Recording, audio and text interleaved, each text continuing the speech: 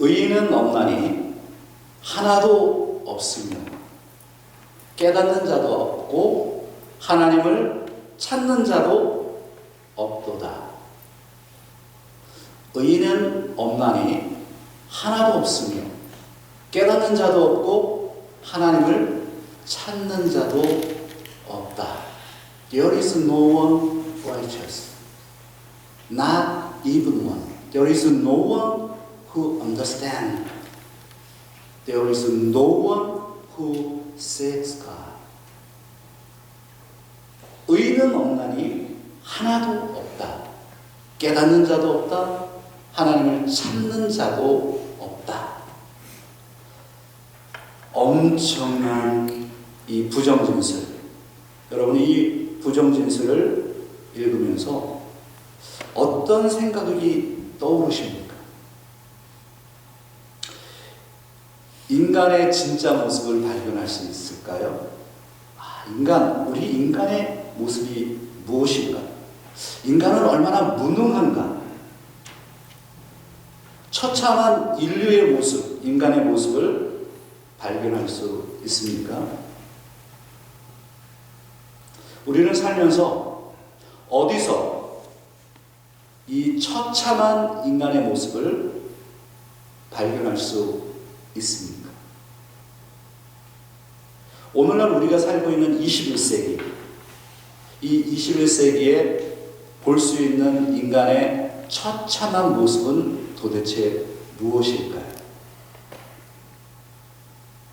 고독, 외로움, 상실, 해고, 에이징, 나이 들어가는 것, 자연재해, 기근, 전쟁, 실패, 치열한 경쟁, 경제적인 위기, 미래에 대한 불확실, 두려움, 건강, 그리고 죽음. 인간이 처해 있는 현상, 인간이 처해 있는 진짜 모습, 처참한 인간의 모습, 우리는 거기에 직면해야 됩니다. 여러분 지금 어떤 것에 직면해 계십니까?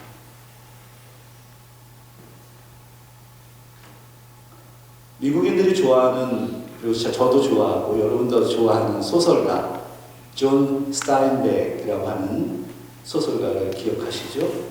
이 존 스타인백이 쓴 그 소설의 그 유명한 분노의 포도, 이 분노의 포도라는 이 소설을 기억하실 것입니다. 이 소설에는 처참한 인간의 모습을 분노, 포도라고 하는 메타포를 사용해가지고 설명해내고 있습니다. 아주 적나라하게 인간의 감정들, 그리고 사회의 불평등, 사회의 억압, 이런 것들을 드러내고 있습니다. 이 소설의 배경은 미국의 대공황 시절이었던 1930년대입니다. 1930년대는 이 미국이 가장 힘들었던 그때입니다. 경제적으로 먹을 것이 없을 정도로 정말 가난했던 그때에 이 작품은 당시 은행의 땅을 빼앗겨서 오클라호마 주에서 우리가 살고 있는 이 캘리포니아주로 이동한 아주 가난한 소장농 톰 저드에 대한 그 이야기입니다. 가뭄, 경제적인 어려움, 농업 환경의 변화로 인해서 쫓기듯이 집을 떠나야 했던 이 톰 저드. 그들은 꿈을 갖기 시작했습니다. 서쪽으로 가면, 캘리포니아에 가면, 거기에 가면 일할 장소가 있지, 그 캘리포니아에 가면 포도밭에서 내가 일을 할 수 있지 라고 생각을 하고 오키스, 오클라호마 사람들을 비하하는 말입니다. 오키스들과 수천 명의 오키스들과 서부를 향해서 달려가기 시작합니다. 그리고 캘리포니아의 센트럴 밸리라고 하는 곳에 터를 잡기 시작합니다. 그곳에서 노동자로 살아갑니다. 그런데 분노하기 시작하게 됐습니다. 그것은 무엇이냐면 그렇게 꿈꿨던 그 캘리포니아의 포도밭, 우리에게 꿈을 심어줄 것 같고 먹을 것을 내줄 것 같은, 그런데 이 사람들이 찾아갔던 그곳은 노동자에게 가장 착취가 심했던 극심한 고통의 장소였다라는 것이에요. 이 소설에는 사회적인 불평등과 억압이 깔려 있습니다. 자유를 찾아서, 희망을 찾아서 찾아온 이 사람들은 이 안에서 불평등과 억압을 경험합니다. 그것이 그 풍요로움을 상징하는 그 포도가 분노로 표출되기 시작합니다. 분노의 포도가 됩니다. 포도밭, 풍요와 자유를 줄 것 같은 저 아름답고 먹음직스러운 포도밭은 억압의 장소, 착취의 장소가 된 것이죠. 우리는 살면서 분노의 현장을 목격합니다. 불합리, 불공정의 세상을 목격합니다. 또한 폭력의 현장을 목격합니다. 이것이 우리가 살고 있는 우리의 세상입니다. 그런데 정말 끔찍한 게 뭔지 아세요? 정말 끔찍한 인류의 모습이 폭력, 가난, 착취, 억압, 불평등이 아니고 사실 정말 끔찍한 것은 모든 인류가 죄 아래에 있다는 사실입니다. 선해 보이는 사람, 소장농, 아니면 농장주, 모든 사람들이 죄 아래에 있다는 거예요. 의인은 없나니 하나도 없으며 깨닫는 자도 없으며 하나님을 찾는 자도 없다. 사도 바울은 이 처참한 인류의 모습을 오늘 로마서에 있는 말씀을 통해서 우리에게 폭로하고 있는 것입니다. 폭로돼야 됩니다. 사람들이 듣지 않으려고 합니다. 폭로돼야 됩니다. 모든 사람이 죄 아래에 있다라는 사실입니다. 그래서 오늘 본문 로마서 3장 9절에 있는 말씀에 보면 이렇게 시작하죠. 오늘 본문을 같이 한번 읽어볼까요? 그러면 어떠하냐? 우리는 나으냐? 결코 아니라. 유대인이나 헬라인이나 다 죄 아래에 있다고 우리가 이미 선언하였습니다. 로마서 3장 오늘 본문 9절에는 사도 바울이 이렇게 모든 사람들의 불의를 건드립니다. 모든 사람들이 불의하다, 모든 사람들이 죄 아래 있다라고 하는 것을 논증하고 폭로하는 것이죠. 사도 바울은 로마서 1장 18절로 3장 20절까지 오늘 우리의 본문의 마지막까지요, 죄인을 심판하시는 하나님의 의에 대해서 설명합니다. 우리 잠깐 돌아보면요, 여러분 성경을 가지고 계신 분들은 한번 찾아보시면 로마서 1장 18절부터 이 논증이 시작이 되거든요. 그래서 로마서 1장 18절부터 32절까지는 이방인들이 불의하다, 이방인들이 죄 아래에 있다는 것을 논증해냈습니다. 그리고 로마서 2장에 보면 로마서 2장 1절부터 3장 8절까지, 지난주까지 봤던 3장 8절까지는 유대인들도 불의하다, 유대인들도 죄 아래에 있다는 것을 논증합니다. 오늘 로마서 3장 9절로 20절까지는 모든 사람들이 불의하다라는 것을 논증하는 것입니다. 근데 3장 9절에 두 가지 짧은 질문이 등장해요. 그리고 아주 짧은 대답이 등장하고 결론이 등장합니다. 3장 9절을 본문을 한번 잠깐 다시 보세요. 두 가지 질문이 무엇이냐면, 첫 번째 질문은 그러면 어떠하냐?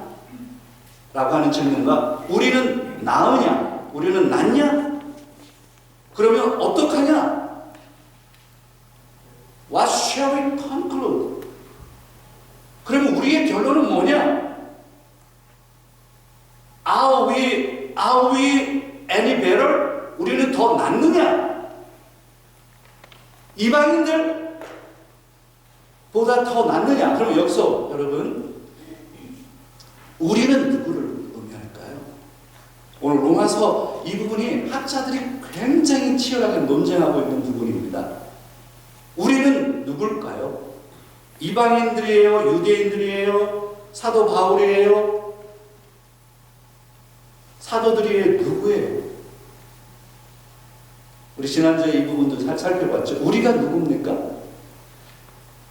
여러 해석들이 가능해 보이지만 사실은 유대인들을 의미하는 것입니다.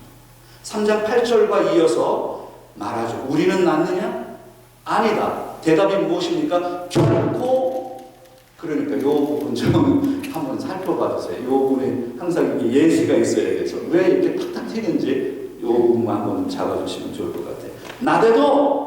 나대도 결코 아니다. 우리는 낫냐?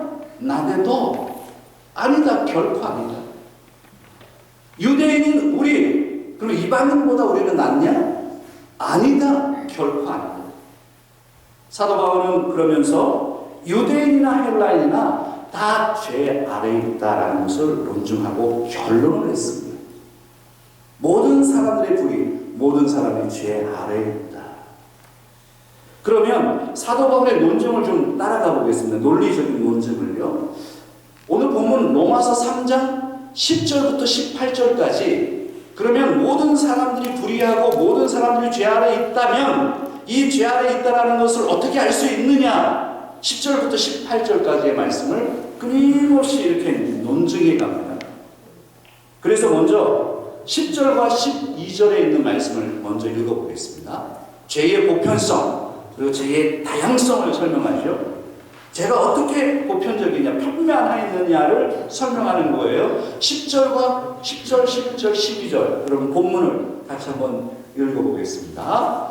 시작. 기록된 바 의인은 없나니 하나도 없으며 깨닫는 자도 없고 하나님을 찾는 자도 없고 다 치우쳐 함께 무익하게 되고 선을 행하는 자는 없나니 하나도 없도다.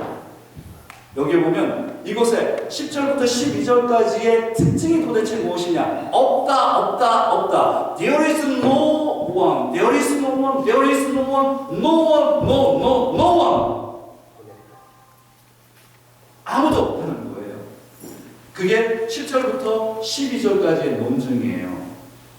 근데 이 10절부터 18절까지 9구절을 통해서 사도 바울은 구약의 말씀, 시편과 전도서와 이사야에 있는 말씀을 인용해서 이 세상의 모든 사람들이 죄 아래에 있다는 것을 논증해내는 거거든요. 구약의 인용을 통해서 10절부터 12절까지는 시편 14편, 시편 51편, 전도서 7장 20절을 인용한 겁니다. 구약에 이렇게 말하고 있습니다. 구약부터 율법에서부터 끊임없이 인간들에 대해서 논증한다고요. 아무도 의로운 사람이 없다고요. 깨닫는 사람도 없다고요. 13절 14절에 있는 말씀 볼까요? 13절 14절 같이 읽습니다. 그들의 목구멍은 열린 무덤이요 그 혀는 속임을 일삼으며 그 입술에는 독사의 독이 그 입에는 저주와 악독이 가득하고 13절과 14절은 죄가 얼마나 보편적이고 편만한지를 사람들의 입을 가지고 예시를 던진 거죠. 그래서 여기 보면 발성기관 하는 발성기관 있죠. 그것을 순서적으로 얘기하면 목구멍 할 때 입술로 나는 게 아니고 배에서 목구멍으로 나오잖아요. 그래서 목구멍 그리고 우리의 혀, 입술, 입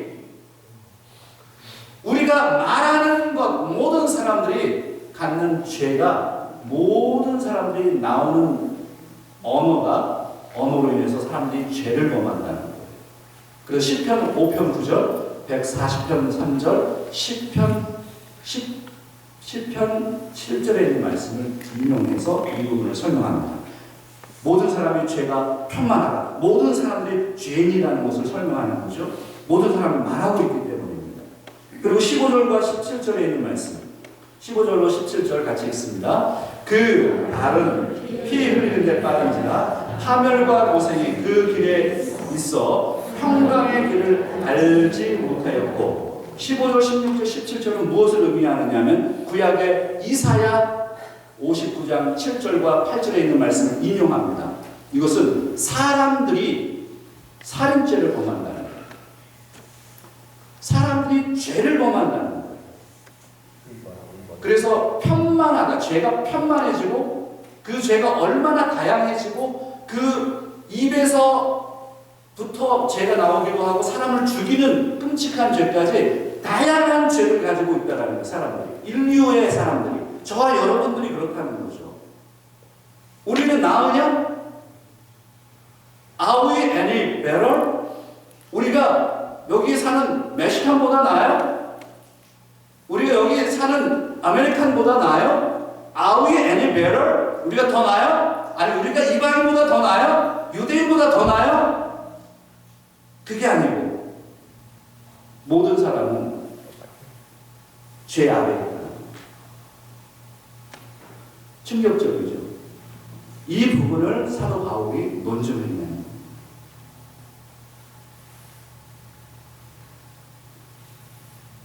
18절에 있는 말씀에 보면 18절 같이 읽겠습니다. 그들의 눈앞에 하나님을 두려워함이 없느니라 함과 같으니라. 이것은 시편 36편 1절을 인용하는 겁니다. 모든 사람들이 하나님을 두려워하지 않는다. 왜 사람들은 죄를 범할까? 왜 사람들은 죄 아래에 있게 되었고 왜 사람들은 죄 속에 빠져 있는가? 그것은 사람들이 하나님을 두려워하지 않기 때문이다.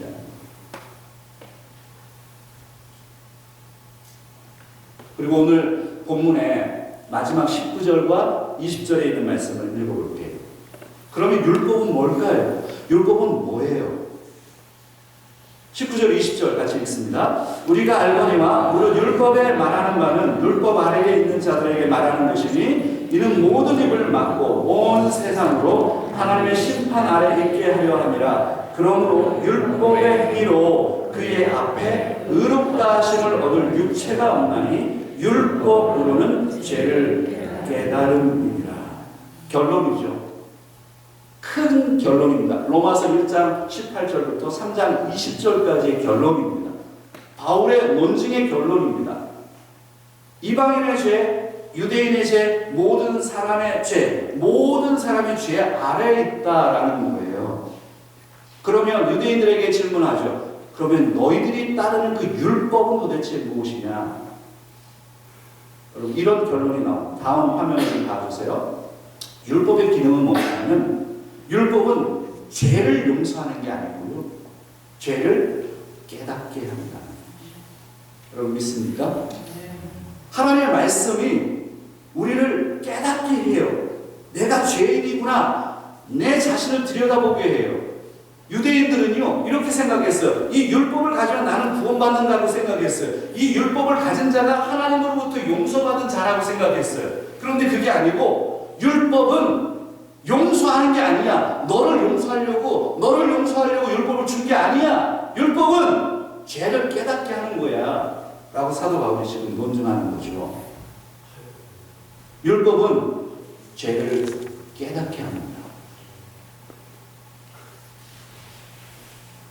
오늘 이 로마서 3장 9절로 20절에 있는 이 말씀은 너무나도 중요한 바로 복음의 진수입니다.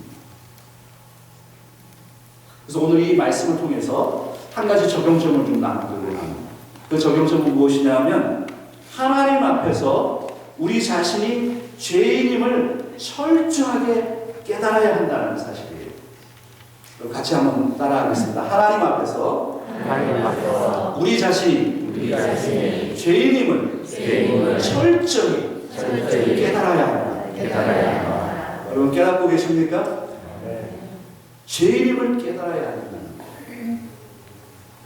그게 기독교의 교리고 기독교의 진수입니다. 세상에 어디 가도요 죄에 대해서 얘기하지 않습니다. 여러분 학교에서 가르치는 우리 선생님도 여기 계시고요. 학교를 다녀보았고요. 우리는 학교에서 도덕 시간은 있습니다. 윤리가 무엇인지 정언 명령을 설명하는 시간은 있습니다. 그러나 우리에게 죄인이라고 지적하지 않습니다. 어디에서도 죄를 얘기하지 않습니다. 어디서 죄를 얘기하냐? 그래서 죄라고 하는 것은 우리는 교회의 성경 말씀, 하나님 말씀 속에서 그것을 깨닫게 되고 교회에서 죄에 대한 문제를 말하게 되고 그것에 대해서 스트러글하고 죄의 문제를 문제를 가지고 씨름하는 장소이고 그렇게 씨름하는 사람들이 크리스천들인 겁니다. 성경에서 사실 죄에 대한 상당한 많은 이야기들을 합니다. 끔찍한 이야기를 합니다. 제가 끔찍한 이야기를 한 야고보서 1장 14절 15절에 있는 말씀을 소개하고 싶은데요. 화면으로 좀 같이 읽기를 원합니다. 오직 각 사람이 시험을 받는 것은 자기 욕심에 끌려 미혹됨이니 욕심이 잉태한즉 무엇을 낳아요? 죄를 낳고 죄가 장성한즉 어떻게 해요? 사망을 낳느니라. 죄로 인해서 사망이 온다는 거예요. 우리 인간이 죽습니다. 오래 살고 싶지만 인간은 죽게 되어 있어요. 근데 그 뿌리가 왜 우리 인간은 죽냐라는 거예요. 영원히 살 수 없을까? 사람들은 그래서 역사적으로 진시황 황제도 그랬고요. 오래 살고 싶어가지고 이집트에 있는 그 황제들도 그랬고요. 왕들도 그랬고요.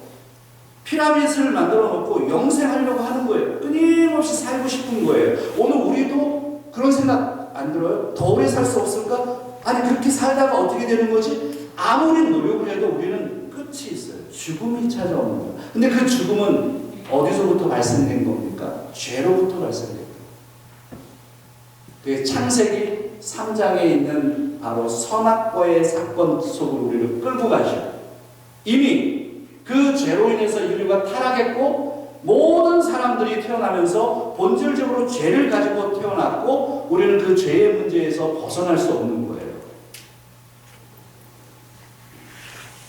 로마서 3장 20절에 23절에 그래서 이렇게 설명합니다. 같이요. 모든 사람이 죄를 범하였으며 하나님의 영광에 이르지 못하고 모든 사람이 죄를 범하였으며 여기에 any better? 우리는 더 나아? Are we any better? 아니요. 모든 사람. all people. all 모든 사람.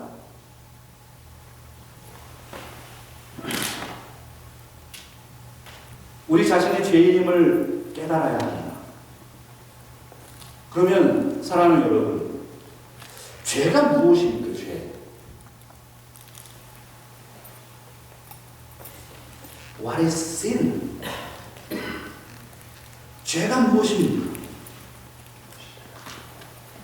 오늘 오면서 혹시 죄를 짓고 오셨습니까? 아내와 남편과 싸우면서 오셨나요? 제가 늘 얘기하죠. 따로따로 오시라고. 오면서 스탑 사인에 잠깐 멈췄다가 서야 되는데 그냥 했어야 되나요?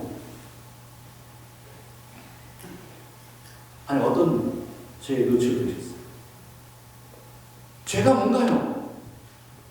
이렇게 단순한 게 죄예요? 사회적인 규칙을 break the rule 한 거예요? 세상의 룰을 깨뜨린 게 죄예요? 성경에서 말씀하는 죄는 도대체 무엇일까요? 그래서 이 정의가 필요한데요. 존 스토트 목사님의 정의를 소개해 드리겠습니다. 존 스토트 목사님은 이렇게 죄를 정의했어요. 다음 화면에 보면 이렇게 표현했죠. 같이 한번. 그래서 그 부분도 한번 보여주실까요? 그래서 우리는 모든 사람이 죄 아래 있다고 폭로하는 이 선언 앞에서 우리는 어떻게 반응해야 하는가?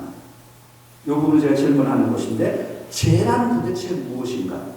존 스토트 목사님이 죄를 이렇게 표현했습니다. 여러분 보이십니까? 보이시면 같이 한번 읽을까요? 죄란 자아가 하나님에 대항해서 반란을 일으키는 것, 스스로 왕자에 앉을 작정으로 하나님을 왕자에서 물러나게 하는 것, 궁극적으로 죄는 자신을 신격화하는 것이다. 그렇습니까? 맞습니다. 죄는 자아가 주인공이 되는 거예요. 하나님을 버리고 하나님을 밀어내고 내가 주인이 되어서 사는 것, 그것이 바로 죄입니다. 성경에서 이야기하는 죄입니다. 김영국 목사님이라는 분이 계신데요. 이 목사님께서 그래서 이 말을 잘 들어보세요. 하나님이 우주와 나의 중심인데 내가 중심이 되어 내가 주인이 되어 사는 상태, 그게 바로 죄의 본질이다. 자기 중심성이 죄의 본질이다. 무엇이 죄의 본질이라고요? 자기중심성. 한번 따라하겠습니다. 자기중심성. 자기중심성. 세상이 내 중심으로 도는 거예요. 모든 게 내 생각으로, 내 관점으로 보는 거예요. 이렇게 살면 큰일 납니다. 여러분, 그렇게 사는 거 아니죠? 내 중심으로 사는 거 아니에요. 하나님 중심으로 사는 거예요. 내가 사는 거 같죠? 내가 계획하고, 내 가정을 이끌고, 내가 내 가정을 이끌고, 내가 살아가고, 내가 계획하고, 내가 걸어가고, 내가 알아서 하는 거 같죠? 그게 죄예요.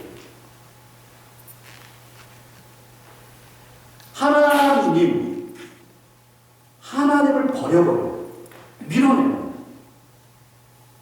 내가 주인이 되어 살아요. 내가 신격화돼요. 하나님을 불순종합니다. 그게 아담과 하와의 짓이었어요. 하나님을 밀어내요. 하나님 앞에 불순종합니다. 그리고 자신이 그 주인이 됩니다. 그렇게 살아가도 된다고 생각합니다. 별 탈 없다고 생각합니다. 성경에서 말씀하고 있는 죄의 본질은 그냥 break the rule이 아니에요. 하나님을 밀어내는 거예요. 하나님이 없다 하는 겁니다. 하나님이 싫다 하는 겁니다. 하나님의 말씀을 지키지 않겠다고 하는 겁니다. 그게 죄의 본질인 겁니다.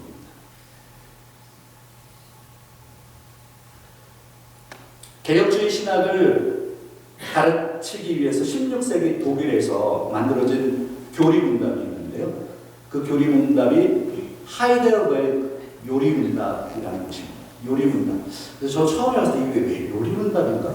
요리하는 건가? 매뉴얼, 레시피를 얘기하나? 저 이거 되게 궁금했어요. 이 캐테키즘이라고 하는 요리문답이라고 번역했는데 요점 교리입니다. 요점적으로 교리를 만들었다. 요리문답. 그래서 요리문답이에요. 집사님 요리문답. 요리하는 요리가 아니에요. 교리. 하이델베르 요리문답에 129문항으로 되어 있는데 1부, 2부, 3부로 되어 있는데요. 1부의 3문항부터 시작합니다. 첫 번째 질문이 뭔지 아세요? 질문을 한번 여러분 크게 한번 같이 읽어볼까요? 어떻게 당신의 비참함을 알 수 있습니까? 하이델베르그 요리문답의 정말 탁월함이 뭔지 아세요? 가장 먼저 인간이 얼마나 비참한 존재인지를 깨달아야 돼요. 그거예요. 기독교의 본질이 뭔지 아세요? 죄를 깨닫는 거예요. 하나님 없이 살아가는 인간의 본질을 들여다보는 거예요. 어떻게 당신의 비참함을 알 수 있겠습니까? 거기에 해답이 이렇게 되어 있어요. 하나님의 율법이 내게 가르칩니다. 내 비참함을 알 수 있기 위해서는 하나님의 말씀을 들여다봐야 됩니다. 그러면서 쿼테이션한 게 어딘지 아세요? 로마서 3장 20절이에요. 그리고 로마서 7장 7절로 25절에 있는 말씀이에요. 모든 사람이 죄 아래 있다라고 하는 선언이에요.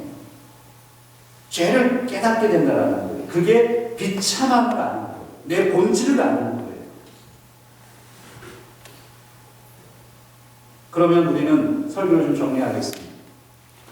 어떻게 해야 될까? 이 죄에 모든 사람이 죄 아래 있다라고 했을 때 우리는 어떻게 해야 되는가? 예수님께 나아가셔야 돼요. 예수님을 만나셔야 됩니다. 한번 따라하겠습니다. 예수님을 만나야 한다. 예수님을 찾아야 한다. 예수님을 만나셔야 돼요. 그래서 이 죄의 문제를 해결하는 것은 우리가 티켓을 가서 뭐 150불이든 이렇게 보내면 끝나는 게 아니에요. 3점 받아가지고 그 티켓 뭐 3년 지나면 그게 없어진다고 그게 아니에요. 벌점이 아니라 페널티가 아니라고요. 어떻게 이 죄의 문제를 해결할 것이냐.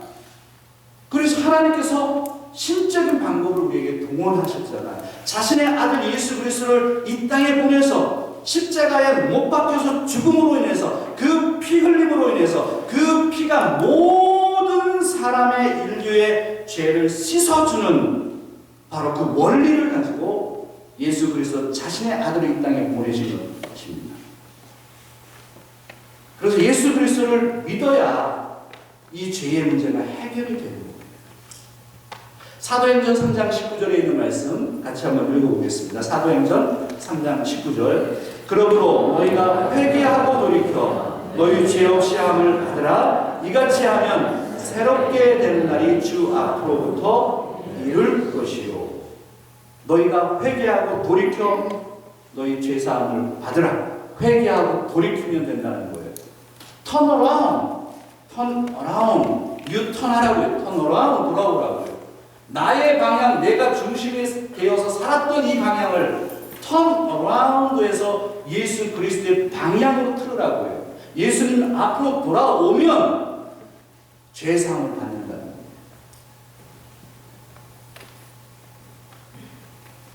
골로새서 1장 14절과 에베소서 1장 7절에 있는 말씀을 읽고요. 설교 종료하겠습니다.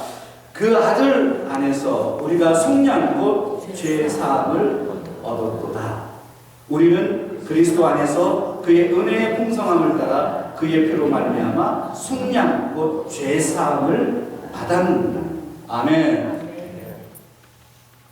우리는 죄사함을 받았어요. 이 자리에 계신 사랑하는 우리 알센트로 교회 성도 여러분, 예수 그리스도께 리턴하고 유턴하고 돌아오셨습니까? 회개하셨습니까? 내 죄를 깨닫게 되었습니까? 하나님 앞에 나아가셨습니까? 그러면 우리는 죄의 사함을 받았습니다. 복음의 힘이 무엇일까요?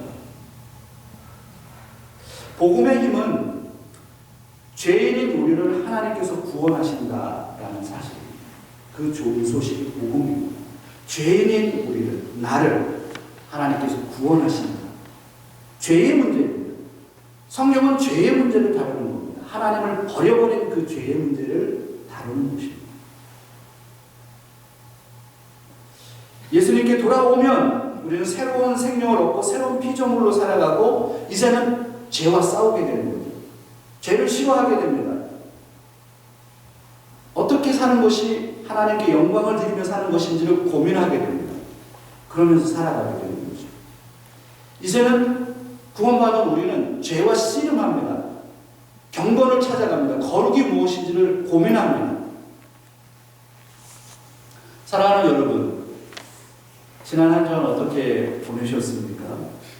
직장 생활하시고 주부로서 생활하시고 이민자로 살고 이 엘센트로 지역을 지켜내시고 힘들고 어려운 한 주를 보내셨을 수도 있습니다.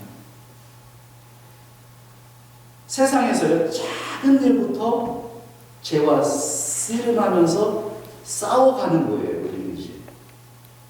지난주에 여러분, 저는 축구 아시안컵이 좀 화가 많이 났어요. 뭐 제가 화가 났다는 게 막 화가 나서 뭐 어떻게 한다는 건 아닌데 표현이 그렇다는 얘기예요. 너무나도 실망스럽고 그렇게 응원을 하고 싶었는데 지니까 막 불만이 터지고 저 감독은 왜 저래? 저 사람은 왜 이렇게 했어? 왜 그렇게? 야, 내가 나가서 하는 게 낫겠다. 그냥 저 속에서 막 그런 생각을 하는 거예요. 아, 이게 제 그냥 생각인 거죠. 여러분, 경기하는 거 하나조차도요, 우리를 막 싸우게 한다고요. 근데 오늘은 어떤 날인 줄 아세요? 오늘은 미국에서 빅 게임이 있는 날입니다. 여러분, NFL 슈퍼볼이 있는 날인데 사실은 더 큰 경기가 있습니다. 오늘 우리 교회 민속 행사가 있습니다.